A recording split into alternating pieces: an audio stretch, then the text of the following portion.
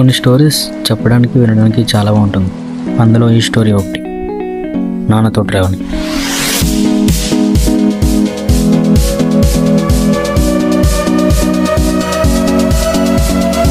Chapter 3. మదురైలో Meenakshi అమ్మని దర్శించిన తర్వాత ఆఫ్టర్నూన్కి ఒక ట్రైన్ అయితే ఉంది రామేశ్వరానికి. సో ఆ ట్రైన్ పట్టుకుని వెళ్ళిపోవడమే. ఇక్కడ నుండి రామేశ్వరానికి 3 hours జర్నీ అయితే చూసాను. మరి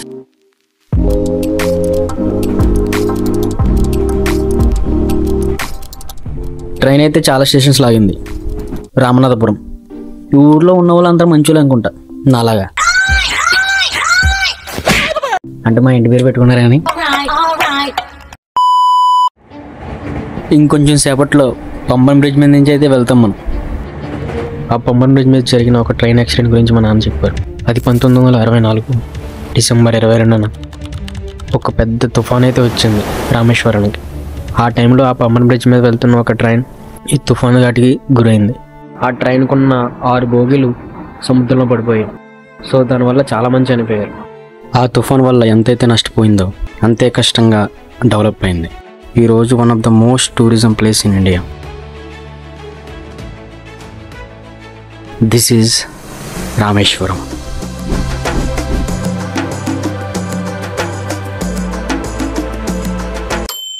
నేనంత గమనించలేదు కానీ మేము వచ్చిన ట్రైన్లో చాలామంది వచ్చారు. రైల్వే స్టేషన్ అయితే కన్స్ట్రక్షన్ అవుతుంది. ఇప్పుడు మన ముందున్న టాస్క్ ఒక మంచి అకామిడేషన్ వెతుక్కోవాలి. ఇక్కడ వారికి జీవనాధారం main tourism. So auto charges కానుంచి మొత్తం అన్నీ హై రేట్లో ఉంటాయి. మేమైతే గుడి దగ్గరలో ఉండే రూమ్ అయితే తీసుకున్నాం, ఎందుకంటే గుడికి దగ్గరలో ఉండటం బెస్ట్. సో ఇప్పుడు ఇంకొక టాస్క్, ఫుడ్. కడుపులో మంచి ఫుడ్ పడకపోతే బండి కదలదు. మేము అనుకోకుండా మంచి రెస్టారెంట్కి అయితే వచ్చాం. ఫుడ్ అయితే చాలా బాగుంది. 10కి 7 రేటింగ్ ఇవ్వచ్చు. భారతదేశంలో అతి పవిత్రమైన పుణ్యక్షేత్రంలో ఈ క్షేత్రం ఒకటి. 12 జ్యోతిర్లింగంలో ఇక్కడ ఉన్న స్ఫటికలింగం ఒకటి.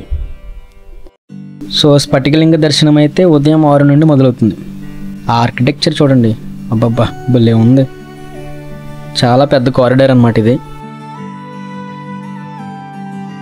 ఇది ఈస్ట్ గేట్. ఇక్కడ నుండి స్ట్రైట్గా వెళ్తే సముద్రం ఘాట్ దగ్గరికి వెళ్తే స్నానం ఘాటికి వెళ్తాం. సో ఈస్ట్ గేట్ నుండి మళ్ళీ రైట్ సైడ్కి వెళ్తే నార్త్ గేట్. అక్కడ నుండి 22 బావులు ఉంటాయి. ఇలా లైన్లో కాకుండా సెపరేట్గా మీరు పరిపూర్ణంగా పుణ్యతీర్థంలో తడవాలనుకుంటే అక్కడ కొంతమంది పెద్ద మనుషులు ఉంటారు, వైట్ షర్ట్ పంచి కట్టుకుని. సో వాళ్ళకి మనిషికి 250 ఇస్తే, ఐ థింక్ 250 అనుకుంటా, ఇస్తే వాళ్ళే చూసుకుంటారన్నీ. ఇంకా ఇవన్నీ అయ్యాక దర్శనానికి వెళ్ళడమే. దర్శనం కూడా బాగా జరిగింది. ఇక్కడ ఇంకా కొన్ని ప్లేసెస్ ఉన్నాయి. అందులో నా ఫేవరెట్ ప్లేస్ ధనుష్కోడి ఉంది. సో నెక్స్ట్ వీడియోలో కలుసుకుందాం.